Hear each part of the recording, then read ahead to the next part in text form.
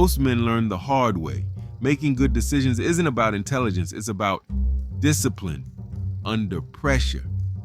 When you're overwhelmed, angry, excited, or stressed, your survival brain takes over. And your survival brain is not strategic, it's reactive. If you want better outcomes in life, you need a system that forces your executive brain to step in.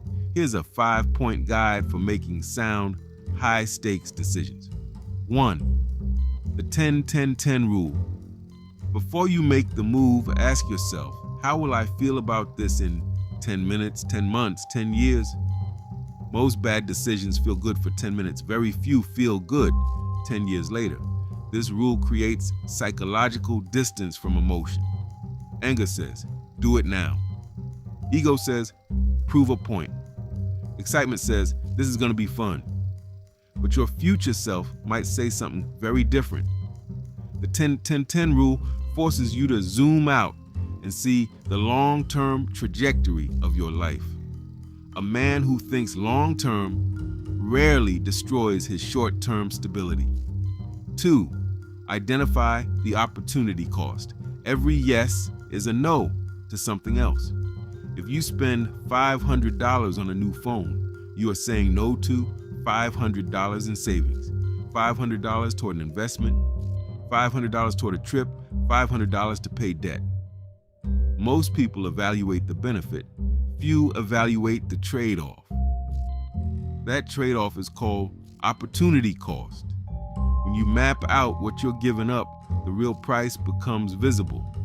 Sometimes the decision isn't wrong, it's just expensive in ways you didn't calculate. Wise men calculate before they commit. 3. Seek red team. Feedback. Here's something dangerous. Confirmation bias. We look for information that proves we're right. If you want a decision to succeed, don't ask, do you think this is a good idea? Ask, why is this a bad idea? Find 1 or 2 people who are not impressed by you, not intimidated by you, not trying to please you. Ask them to tear your idea apart.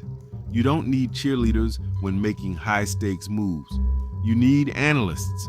Blind spots destroy more men than lack of talent ever will. 4. The two-way door test. This concept was popularized by Jeff Bezos. He described 2 types of decisions. One-way doors. These are hard to reverse. Examples: selling a business, moving across the country, getting a permanent tattoo, ending a marriage. These require slow, deliberate thinking.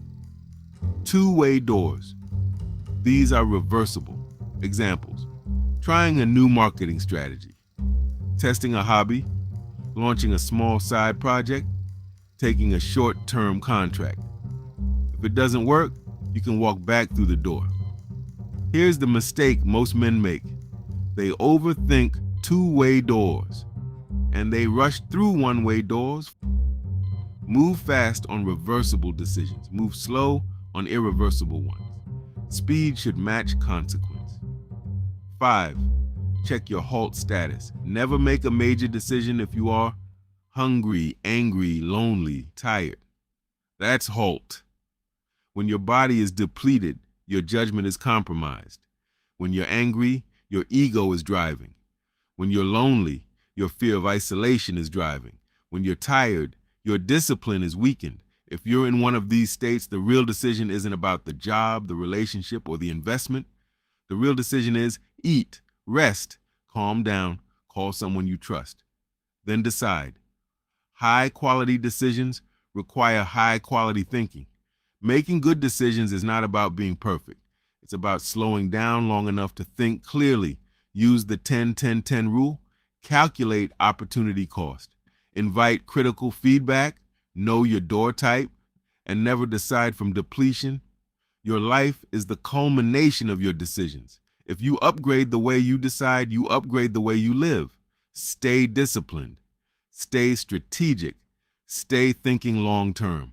Wise O.G. out. According to YouTube, 93% of you are watching and enjoying my videos, but not subscribing. Let's turn that around. If you appreciate what I'm sharing, subscribe and join the Wise O.G family.